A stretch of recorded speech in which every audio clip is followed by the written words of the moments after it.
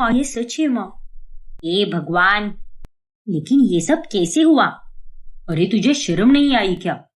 अभी तक तेरी शादी भी नहीं हुई है और तू है कि बिन बियाई गर्भवती बन गई है। किसका गंदा खून पल रहा है तेरे पेट में? प्लीज पापा, कुछ बोलने से पहले जरा सोच तो लीजिए और मेरी पूरी बात समझ लीजिए, फिर बोलिए आप।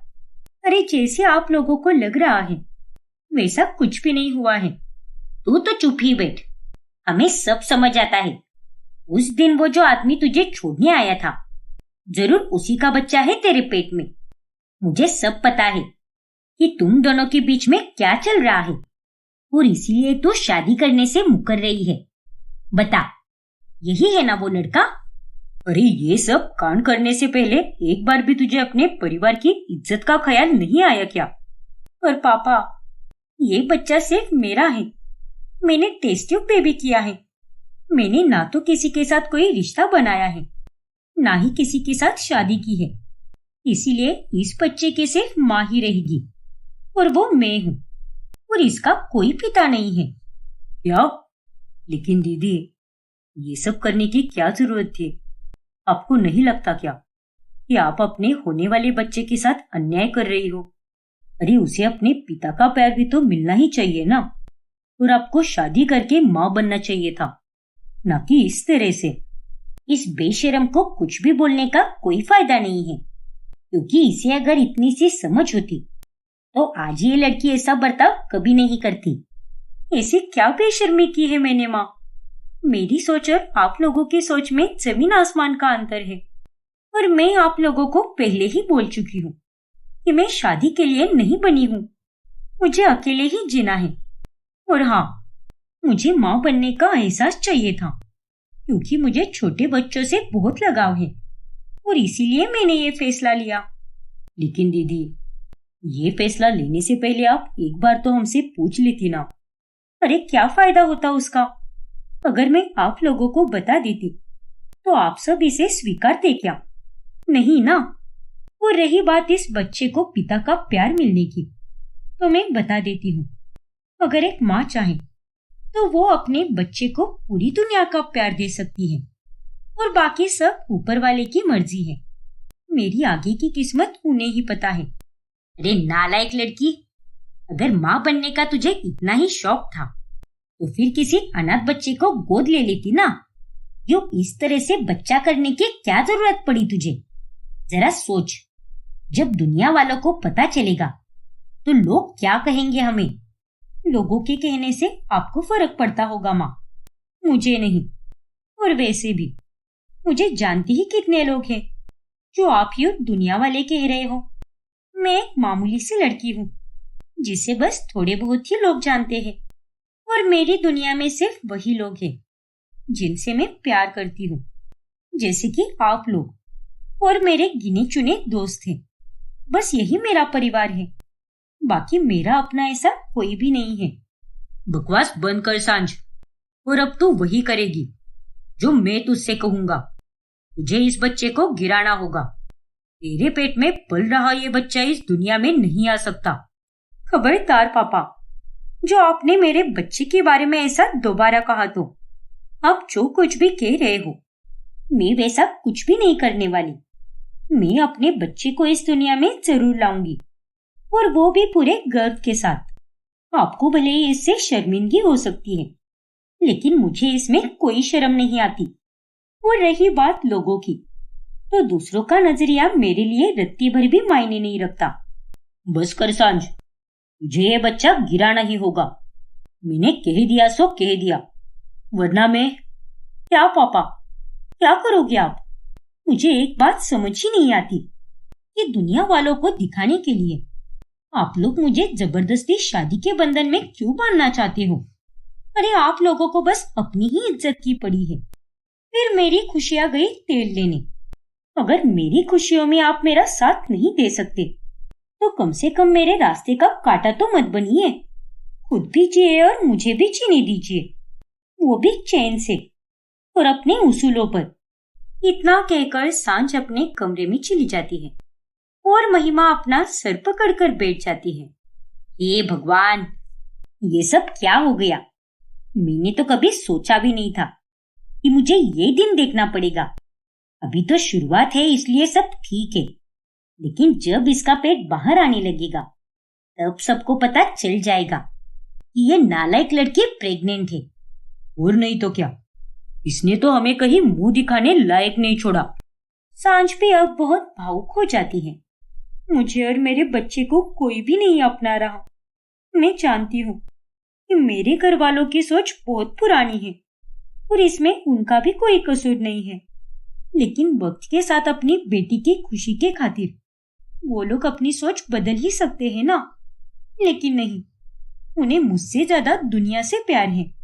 लेकिन कोई बात नहीं, कोई चाहे मेरा इस सफर में साथ दे या ना दे, लेकिन मैं इस एहसास का हर एक पल जीकर रहूंगी, और वो भी पूरी खुशी के साथ। फिर सांझ अपनी प्रेगनेंसी के बारे में उसकी सहेली रोहिणी को बताती है, और तभी ओ माय गॉड, कांग्रेस सांझ, मुझे तो विश्वास ही नहीं हो रहा कि तू माँ बनने वाली है। लेकिन तुझे एक बार शादी के बारे में भी सोचना चाहिए था सांझ। आई नो कि तू अकेली रहना चाहती है और अकेली ही अपने बच्चे को इस दुनिया में भी लाना चाहती है, और उसमें कोई बुराई नहीं है। पर फिर भी सांझ, एक पूरी फैमिली होना बहुत जरूरी होता है। जानती हूँ रोहिणी, पर इसका मतलब ये तो नहीं है ना कि मैं अपने बच्चे को फैमिली की तरह प्यार नहीं दे सकती। और वैसे भी आजकल के जमाने में फैमिली से बेहतर पराये रिश्ते होते हैं। अरे फैमिली इस शब्द से तो मेरा भरोसा ही उठ चुका है। कोई अपना नहीं होता। मेरे घर वाले भी मेरा कोई साथ नहीं दे रहे हैं, लेकिन मेरा ये बच्चा मेरी तरह स्ट्रांग और इंडिपेंडेंट बने, बस यही मैं चाहती हूँ। जरूर बनेगा सांझ, एंड ऑल द बेस्ट तुम्हारी इस नई जर्नी के लिए। और ये बात हमेशा ध्यान में रखना कि मैं हमेशा तेरे साथ हूँ, फिर चाहे कुछ भी हो जाए। Thank you so much Rohini. अब बस जल्द से जल्द तेरा बच्चा भी आ जाए, फिर हम दोनों के बच्चे साथ मिलकर खेलेंगे। वो सब देखकर कितना अच्छा लगेगा ना, कितने जल्दी बड़े हो गए हम। सच में वक्त किसी के लिए नहीं रुकता, हर हाल में गुजरता ही जाता है। इसीलिए हमें कोई गिला शिकवा नहीं रखना चाहिए, जो है उसे खुशी से स्वीकार लेना चाहिए। काश ये सब मेरे परिवार वाले भी समझ पाते, खास तौर पर मेरे माँ पापा। हाँ सांझ, वो तो है, लेकिन उन्हें भी थोड़ा वक्त दे। मुझे कहीं ना कहीं उम्मीद है कि एक दिन सब कुछ ठीक हो जाएगा और तेरे परिवार वाले तेरी सोच और तेरे बच्चे को जरूर अपनाएंगे। देखना तू।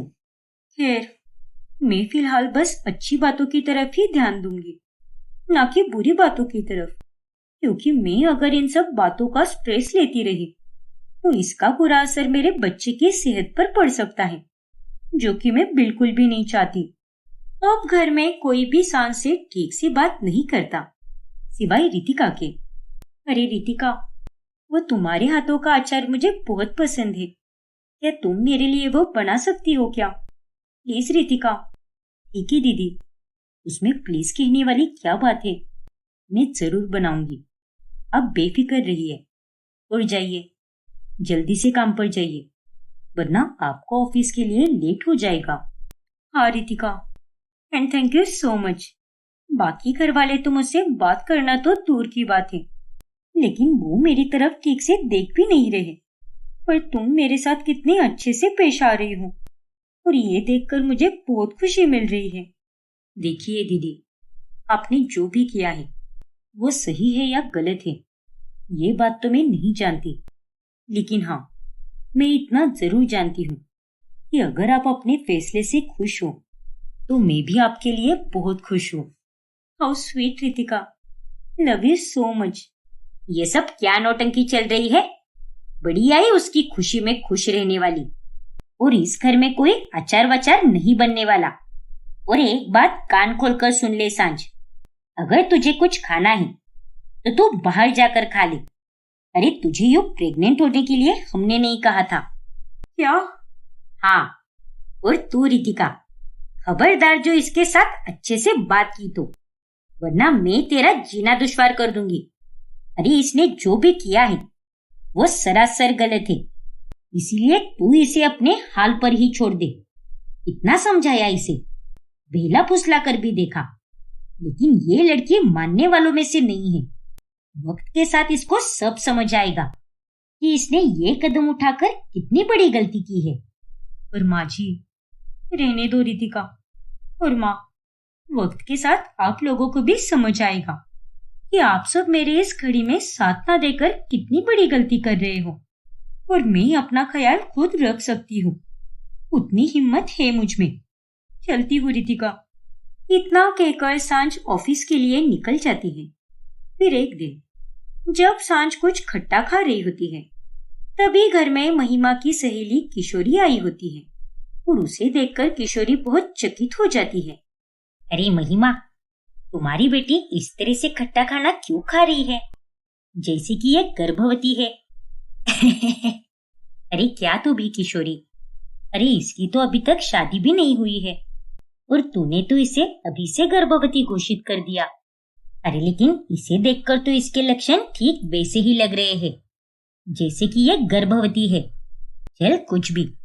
और इस पगली को तो बचपन से ही ज्यादातर खट्टा खाना ही पसंद है, इसलिए ये हर 2 दिन में खट्टे पदार्थ ही लाती है और वो उन्हें इसी तरह से खाती रहती है। अच्छा, ऐसी बात है क्या? मैं भी क्या क्या सोच बैठी। और नहीं तो क्या, जरा अपने दिमाग के घोड़े कम दौड़ाया कर। फिर किशोरी के जाने के बाद, अरे बेशरम लड़की, मुझे पता था कि घर में किशोरी आई है, लेकिन फिर भी तो उसके सामने बड़े चाव से खट्टा खा रही थी। अरे वो तो मैंने जैसे तैसे करके उसको उल्लू बनाया और उसे अपनी बातों पर यकीन करवाया।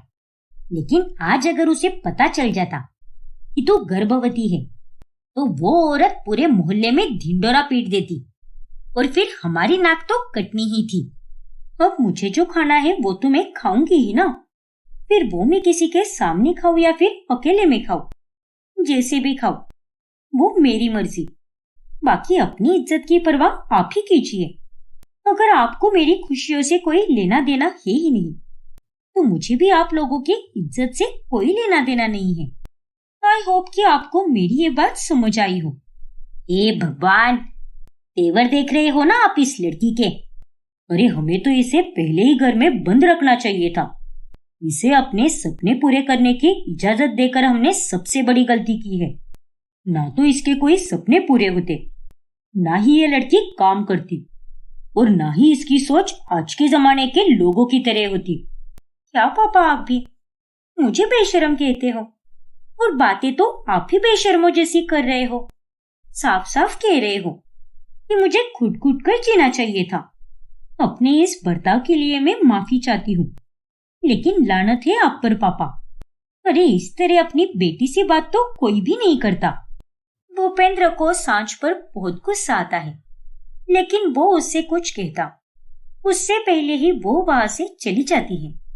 फिर एक रोज जब सांझ अपने रूटीन चेकअप के लिए रोहिणी के साथ हॉस्पिटल चली जाती है, तभी चलो अच्छा है कि तुम्हारी रिपोर्ट्स नॉर्मल है, लेकिन डॉक्टर ने कहा है तुम्हें कि कोई स्ट्रेस ना ले, बाकी सब परफेक्ट है। हाँ रोहिणी, बॉस से भी बात कर ली है मैंने, और वो भी मुझे पहले से कम ही काम दे रहा है। फील्ड विजिट करना और अलग अलग लोकेशन पर जा जाकर मीटिंग्स करना, ये काम भी मैंने बंद कर दिया है, क्योंकि इन्हीं सब कामों से बहुत स्ट्रेस बढ़ता है। बाकी रही बात मेरी फैमिली के स्ट्रेस की, तो वो तो मैंने लेना छोड़ ही दिया है। शुरू शुरू में तो मैं बहुत परेशान होती थी, लेकिन अब मुझे उनकी बातों से कोई फर्क नहीं पड़ता। अरे सांझ, वो देख, वो तेरी बुआ जी है ना? सांझ की बुआ इंदु उसे हॉस्पिटल में देखकर हैरान रहती है।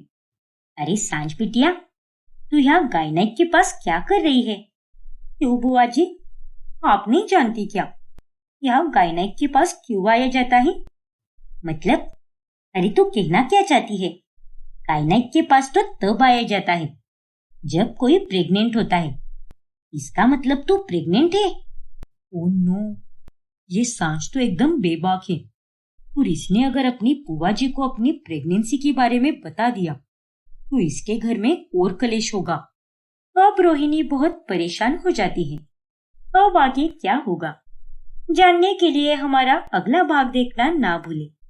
और अगर आपने हमारा चैनल सब्सक्राइब नहीं किया है तो अभी सब्सक्राइब कीजिए और बेल आइकॉन दबाना ना भूलें। पिछले भाग में आपने देखा कि कैसे शादी के बाद विराज और कुहू एक साथ रहने लगते हैं। वही ऑफिस का एक एम्प्लॉय विराज का खूब मजाक उड़ाता है। तभी विराज उसे थप्पड़ मारता है और उसे बुरी तरह से बेइज्जत करता है। फिर एक दिन दादी के कहने पर विराज बेईमान ही सही लेकिन कुहू के साथ शिमला चला जाता है। लेकिन वहां पर झगड़ा होने के कारण विराज कुहू को अकेला ही छोड़कर चला जाता है। अब आगे। भगवान जी, इस अनजान जगह में मैं कहाँ पर जाऊंगी? सर जी और मैं जिस होटल में रुके थे मुझे तो उसका नाम भी नहीं पता। अब मैं क्या करूं? कैसे ढूंढूं उस होटल को? अब वो बहुत घबरा जाती है और वो अब यहाँ से वहां दर दर भटकने लगती है। वही विराज फ्लाइट में बैठकर शहर पहुंच जाता है पर वो अपनी मीटिंग्स में बिजी हो जाता है।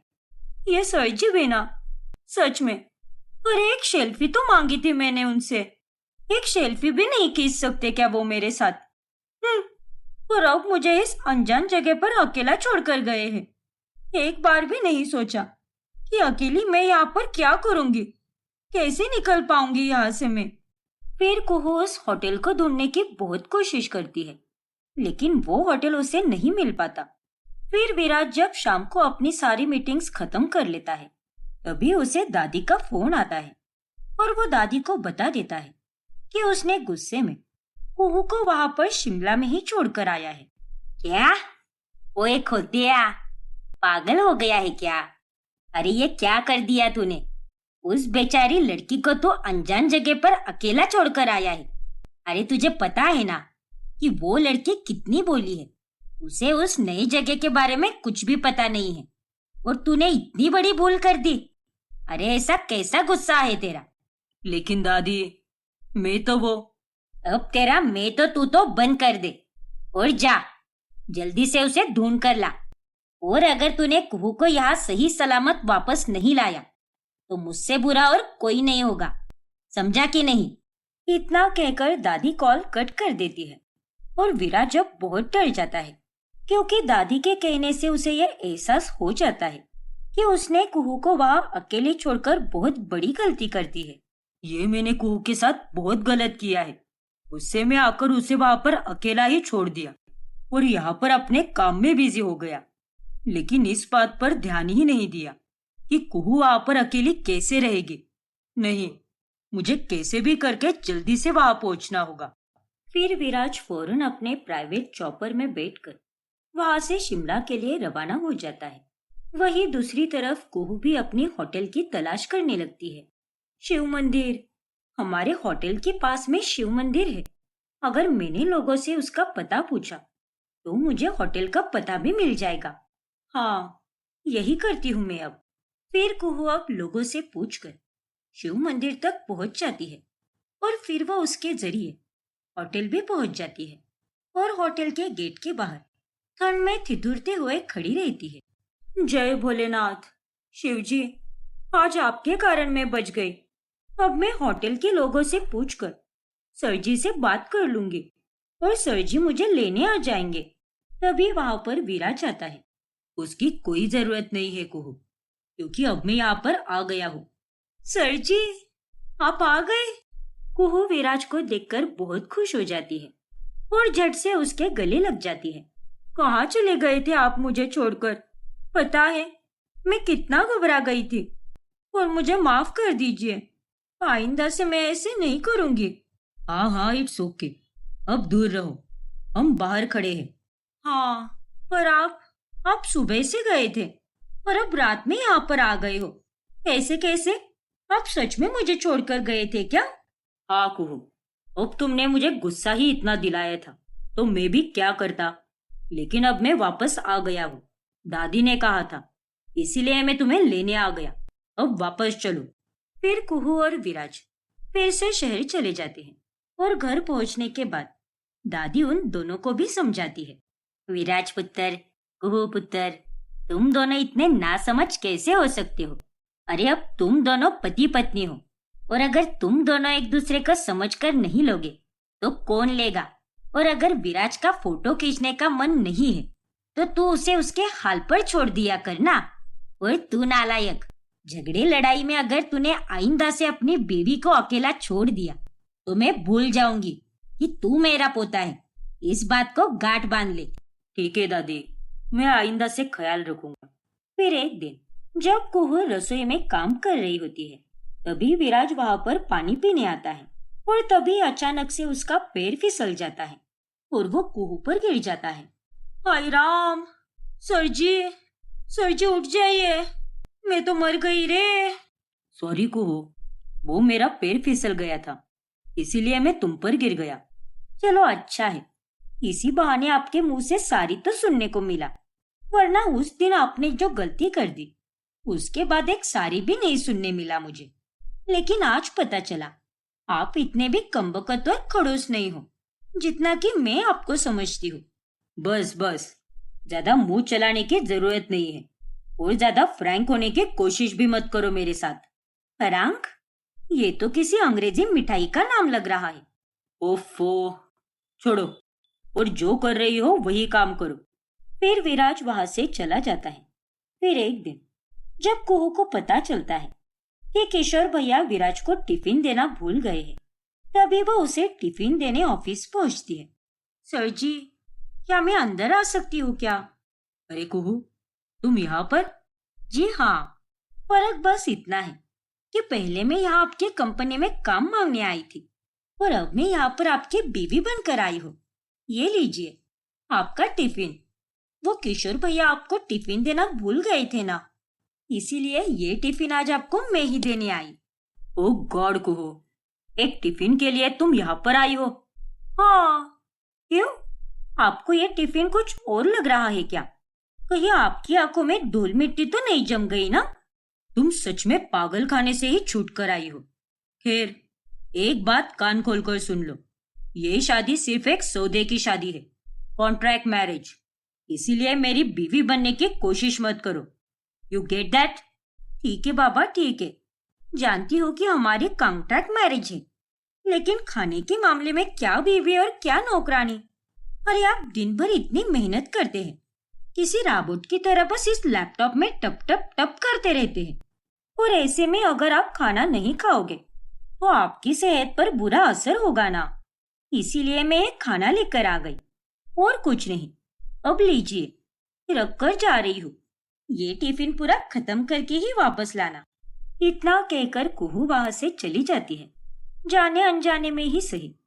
लेकिन उसके जाने के बाद विराज टिफिन को देखकर कहता है, कुहू चाहे जैसी भी हो, लेकिन वो मेरा और दादी का बहुत ख्याल रखती है। सच में दिल की बहुत सच्ची और अच्छी लड़की है ये। फिर एक रोज जब कुहू 2 से 3 दिनों के लिए अपने मायके में माँ अनुप्रिया के पास रहने जाती है, तभी विराज बार बार उसे फोन करता है।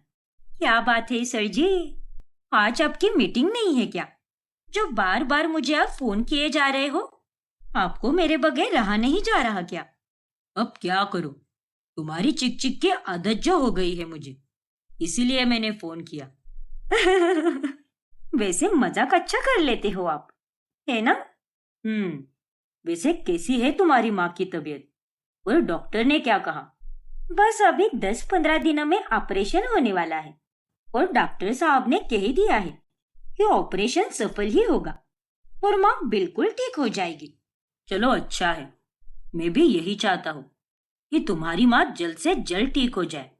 ये सब आपकी ही बदौलत है सर जी, अगर आप ना होते तो पता नहीं मैं अपनी माँ का इलाज करा पाती भी या नहीं। आपका सच में बहुत बहुत धन्यवाद। अरे बस बाबा बस, और कितनी बार धन्यवाद कहोगे? अच्छा, आज मैं मीटिंग खत्म करके तुम्हारी माँ से मिलने आऊंगा, ठीक है ना? ठीक है सर जी, चलेगा, आ जाइए, माँ भी आपसे मिलना चाहती है। फिर ऑफिस खत्म होने के बाद विराज कुहू की माँ से मिलने जाता है और उनके साथ बहुत अच्छा समय भी बिताता है। और जब तक कुहू अपने मायके में रहती है तब तक ना तो विराज का और ना ही कुहू का एक दूसरे के बगैर मन लगता है। ये सब क्या हो रहा है मुझे? मैं तो कितनी जल्दी सो जाता था, लेकिन आज जब यहाँ पर कुहू नहीं है तो मुझे नींद ही नहीं आ रही। उसके साथ मेरा तो एक अलग ही लगाव जुड़ गया है। सर जी सो गए होंगे ना? सो ही गए होंगे। एक मैं ही पागल हूँ जो इतनी देर रात तक उनके बारे में सोच रही हूँ। जब से यहाँ पर आई हूँ हर वक्त बस उनकी ही याद आती है मुझे। पता नहीं मेरे अंदर ये सब क्या चल रहा है। विराज और कुहू के दिल अब धीरे धीरे जुड़ने लगते हैं, लेकिन उन दोनों को इस बात की खबर भी नहीं थी कि उनके बीच का ये रिश्ता क्या कहलाता है। वही अब वो एम्प्लॉय जिसे विराज ने कंपनी में सबके सामने थप्पड़ मारा था, वो अब बदला लेने के लिए बेताब होता है। और ऐसे ही एक दिन, हाँ दादी, मैंने ड्राइवर को बोल दिया है, वो आपको और कुहू को आपकी सहेली के घर तक छोड़ देगा और अभी कुछ ही देर में वो वहां पर गाड़ी लेकर पहुंच भी जाएगा। विराज की ये बातें वो एम्प्लॉय ऑफिस के बाहर से सुन लेता है। अच्छा, तो ये बात है। इसका मतलब इसकी दादी और वो कुहू बाहर जा रहे हैं। अब देखना मैं क्या करता हूँ। अगर तू विराज बिरला है तो मैं भी रोहन शेखावत हूँ। मेरा नाम तो तेरे जितना बड़ा नहीं है, लेकिन बदला लेने में मैं बहुत माहिर हूँ। और तूने तो मेरी सबके सामने बेइज्जती की है, और अब मैं तेरी कमजोरी यानी तेरी दादी और तेरी 2 कौड़ी की बीवी कुहू पर हमला करूंगा। तू बस अब देखते ही जा कि मैं तेरा क्या हाल करता हूँ। फिर रोहन बिरला मेंशन पहुंचता है और वो फटाफट गाड़ी के ब्रेक्स फेल कर देता है। अब आएगा मजा जब वो बुढ़िया और वो नौकरानी इस गाड़ी में बैठेंगे। सहेली से मिलने जा रहे थे ना, लेकिन मैं तो उन्हें सीधे भगवान के पास ही पहुंचा दूंगा, क्योंकि मैंने इस गाड़ी के ब्रेक फेल कर दिए हैं। इन दोनों की मौत से विराज पूरी तरह टूट जाएगा और फिर होगी उसकी बर्बादी। फिर दादी और कुहू गाड़ी में बैठकर चली जाती है, लेकिन तभी अचानक से गाड़ी का ब्रेक न लगने के कारण ड्राइवर बहुत घबरा जाता है। अरे नहीं, ये क्या? कार का तो ब्रेक ही नहीं लग रहा। लगता है इसके ब्रेक फेल हो गए हैं। हे भगवान, अब क्या होगा? अरे लखन, ये तो क्या बोल रहा है? ब्रेक फेल हो गए? अब क्या होगा? हे माता रानी, रक्षा करो। ड्राइवर लखन बहुत कोशिश करता है, लेकिन गाड़ी के ब्रेक ही नहीं लगते और कुछ दूर चलने के बाद उनकी गाड़ी एक बड़े से पेड़ से टकरा जाती है और उन तीनों का एक बहुत भयंकर एक्सीडेंट हो जाता है। उधर दूसरी तरफ विराज कुहू को फोन लगाने की बहुत कोशिश करता है, पर उसका फोन बंद आता है। ये क्या? कुहू का फोन बंद कैसे आ रहा है? ऐसा तो कभी नहीं होता। फिर आज कैसे हो गया? मेरा दिल भी बहुत घबरा रहा है। आसपास के लोग उन तीनों को फौरन हॉस्पिटल लेकर जाते हैं और विराज, मालिनी और सुरेंद्र को कांटेक्ट किया जाता है। दोनों को आईसीयू में देखकर विराज पूरी तरह से टूट जाता है। ये क्या हो गया?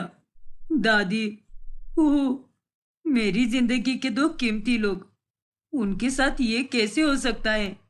भगवान जी, प्लीज इन तीनों को कुछ मत होने देना। मैं आपसे इनकी जान की भीख मांगता हूँ। कैसे भी करके इन्हें बचा लीजिए।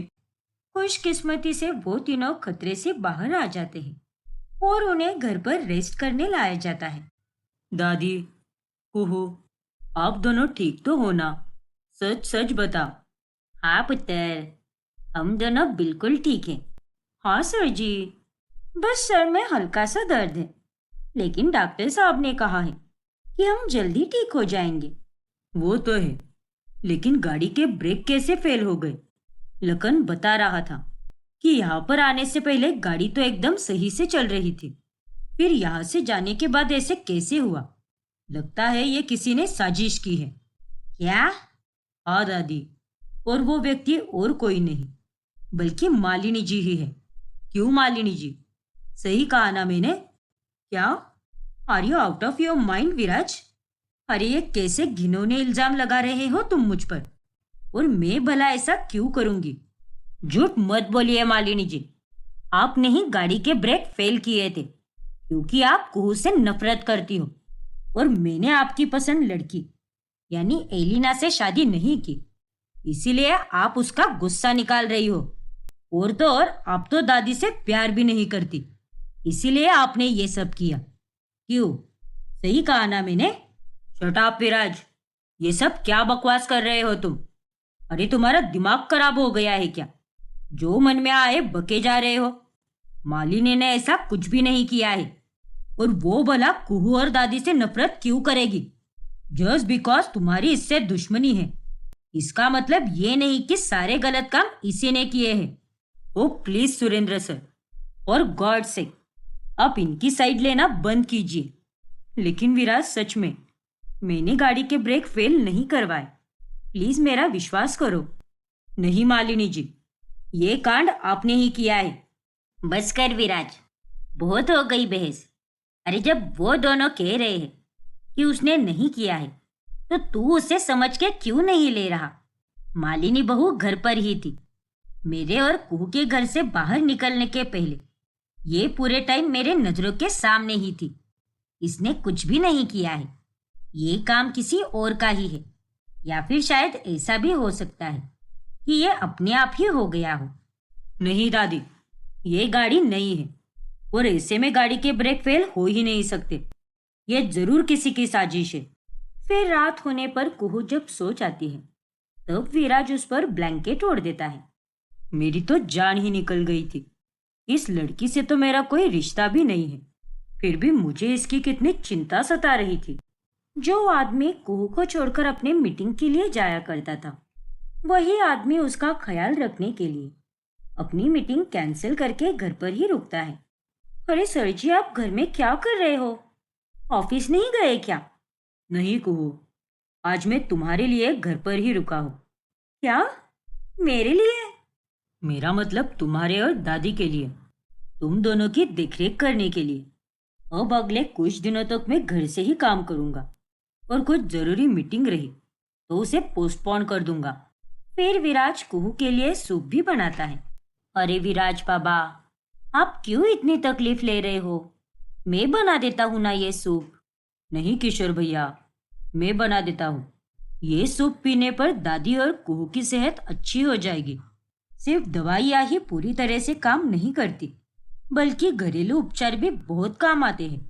हाँ विराज बाबा, आपने बिल्कुल सही कहा। और सत्यानाश हो उसका जिसने ये करामती की। और जिस किसी ने भी गाड़ी का ब्रेक फेल किया है ना, उसे तो मेरा श्राप ही लगेगा। वैसे मैंने पुलिस कंप्लेन भी कर दी है। पुलिस की इन्वेस्टिगेशन भी जारी है। अब चाहे कुछ भी हो जाए, मैं उस कल्प्रिट को तो ढूंढ कर ही रहूंगा। 50% चांसेस है कि ब्रेक अपने आप फेल हो जाए, लेकिन गाड़ी की कंडीशन देखकर ऐसा बिल्कुल नहीं लगता।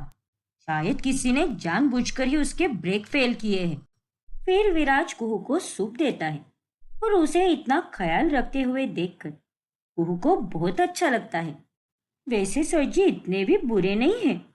अगर वो चाहते ना, तो अपनी दादी और मेरे बीच भेदभाव करते, लेकिन उन्होंने ऐसा बिल्कुल नहीं किया। उल्टा उन्होंने तो मेरा और ज्यादा ख्याल रखा। सच में उन्हें जितना धन्यवाद कहूँ उतना कम है। वही जब रोहन को कुहू और दादी के जिंदा होने की खबर लगती है, तभी वो गुस्से से लाल हो जाता है। ये कैसे हो सकता है? मुझे लगा कि ब्रेक फेल होने के बाद उनका एक्सीडेंट हो जाएगा और वो दोनों मर जाएगी, लेकिन इतना मेजर एक्सीडेंट होने के बाद भी वो दोनों कैसे बच निकली? यह बहुत गलत हुआ है, लेकिन मैं हार नहीं मानूंगा। मैं अपना बदला तो लेकर ही रहूंगा, और तब जाकर ही मेरे कलेजे में ठंडक पड़ेगी। रोहन अब अगली साजिश की योजना में जुट जाता है। वही मालिनी को अब विराज की बातें बहुत खाने लगती है। क्या हुआ मालिनी, तुम अभी तक सोई क्यों नहीं? नहीं सुरेंद्र, मुझे बिल्कुल नींद नहीं आ रही, और मैं तो ये सोच रही हूँ कि आखिर गाड़ी के ब्रेक किसने फेल किए होंगे। अपने आप से तो हो नहीं सकते, क्योंकि लखन ड्राइवर ने कहा था कि यहाँ पर आने से पहले सब कुछ एकदम ठीक था। गाड़ी एकदम ठीक से चल रही थी। हाँ मालिनी, अरे मैं भी उसी बारे में सोच रहा हूँ। पता नहीं ये सब कैसे हुआ है। लेकिन सुरेंद्र, तुम्हें तो विराज के बारे में सब पता है कि वो दिन भर क्या क्या करता है, तो तुम्हें तो पता ही होगा ना कि कहीं उसकी किसी के साथ दुश्मनी तो नहीं, क्योंकि ऐसा भी हो सकता है कि किसी ने दुश्मनी निकालने के लिए ये सब किया हो। पता नहीं मालिनी, वैसे देखा जाए तो उसके ना जाने कितने दुश्मन होंगे, क्योंकि वो हर रोज किसी ना किसी से झगड़ते ही रहता है। लेकिन हाँ, कुछ ही दिन पहले कंपनी में एक एम्प्लॉय को उसने सबके सामने थप्पड़ मारा था और उसे बहुत बेइज्जत किया था, क्योंकि उसने कुहू और उसकी शादी का मजाक उड़ाया था। अच्छा, ऐसी बात है क्या? दिन बीतने लगते हैं और जब अनुप्रिया के ऑपरेशन का दिन आता है, तभी विराज ही सब कुछ मैनेज करता है, क्योंकि कुहू की तबीयत अभी तक खराब ही होती है। फिर ऑपरेशन के बाद, तुम्हारा बहुत बहुत शुक्रिया विराज बेटा, तुमने मुझे आज जिंदगी दी है। मैं तुम्हारी हमेशा एहसानमंद रहूंगी। अरे ऐसे मत बोलिए, आप मेरी माँ जैसी हो, तो एक बेटा अपनी माँ के लिए ये सब नहीं कर सकता क्या? और मैंने जो कुछ भी किया है वो तो बस मेरा फर्ज है। वैसे बेटा, कुहू कहाँ पर है और आज वो यहाँ पर क्यों नहीं आई? आई थी ना, आपका ऑपरेशन जब हो रहा था तब वो यहाँ पर थी। लेकिन आज उसे हल्का सा बुखार है ना, इसीलिए मैंने उसे घर भेज दिया। लेकिन आप फिक्र मत कीजिए, मैं उसका ख्याल रख लूंगा। तुम कितने अच्छे हो बेटा, भगवान तुम्हारी हर ख्वाहिश पूरी करे।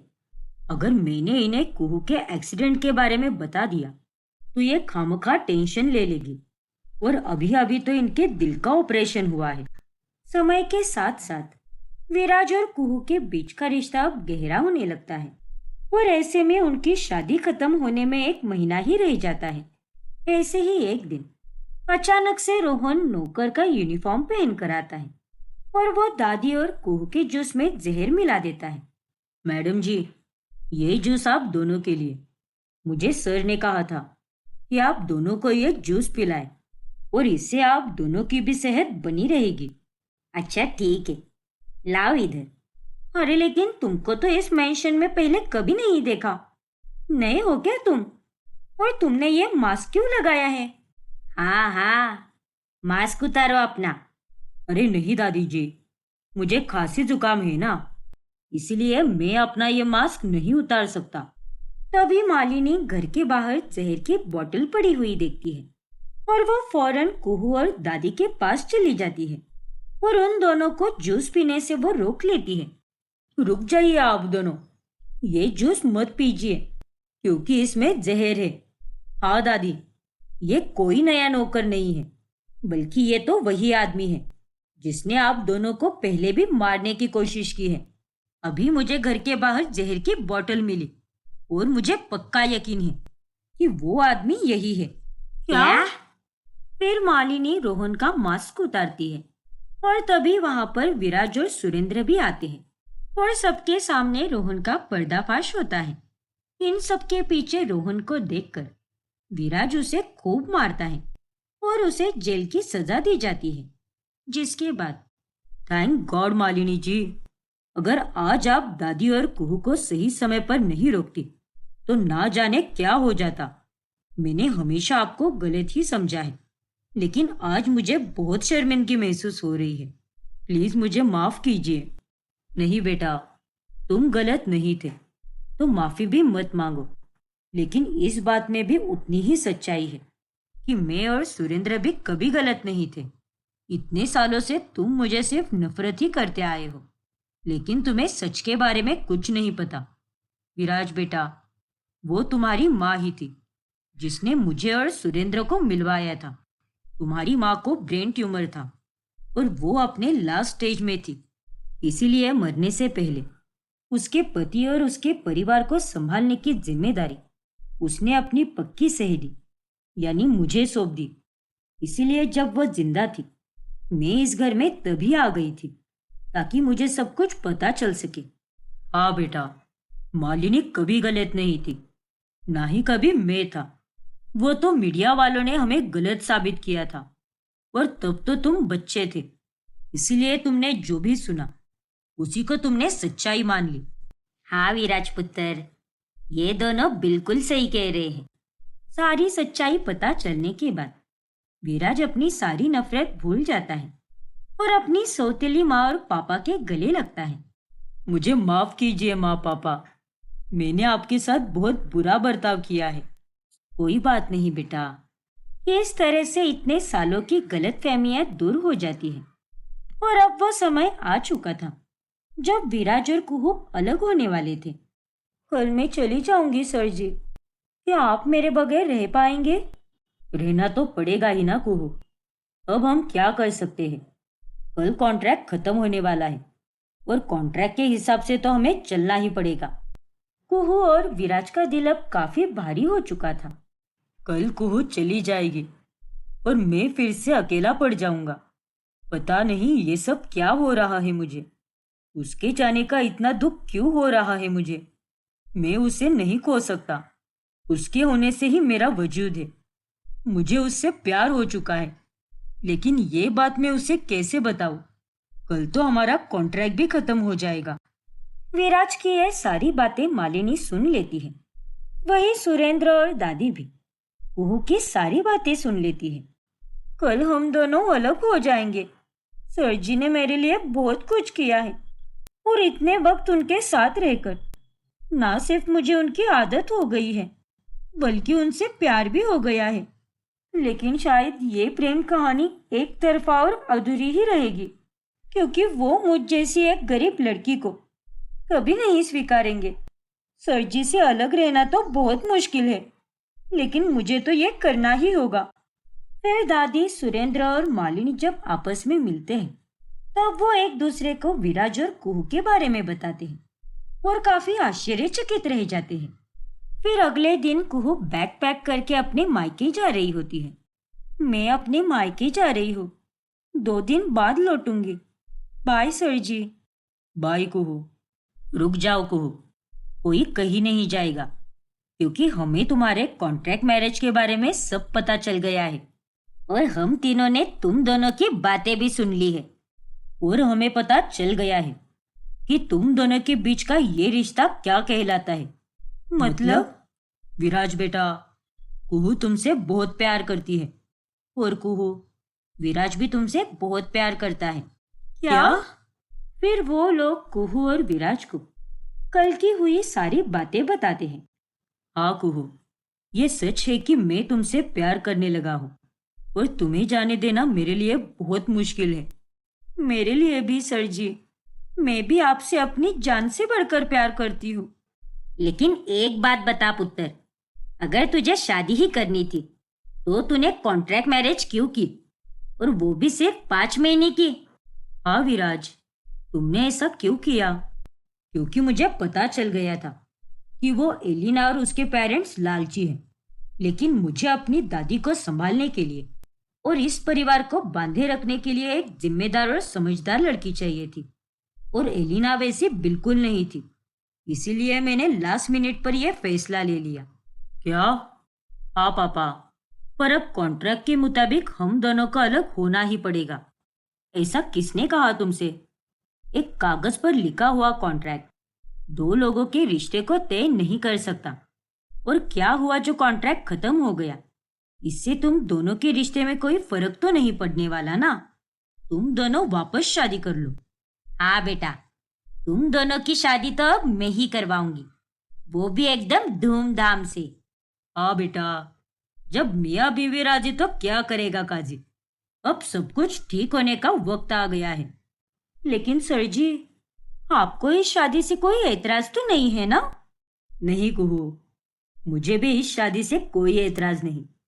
अब जो हो सब तुम ही हो, और प्लीज अब से मुझे विराज कहो, क्योंकि अब से हम एक नई शुरुआत करने वाले हैं। हाँ विराज, मैं भी आपसे शादी करना चाहती हूँ, और वो सौदे वाली नहीं, बल्कि जिंदगी भर का साथ देने वाली। और इस तरह से अंत में कुहू और विराज की धूमधाम से शादी होती है और वो दोनों अपने परिवार के साथ हंसी खुशी साथ रहने लगते हैं।